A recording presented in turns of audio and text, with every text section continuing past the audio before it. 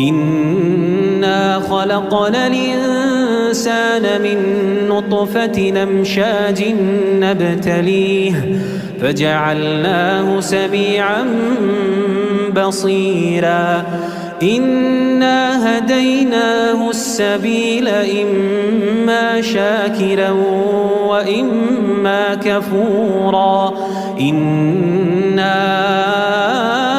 أعتدنا للكافرين سلاسلا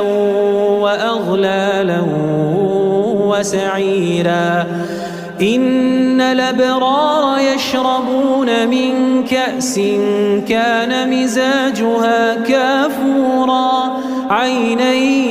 يشرب بها عباد الله يفجرونها تفجيرا يوفون بالنذر ويخافون يوما كان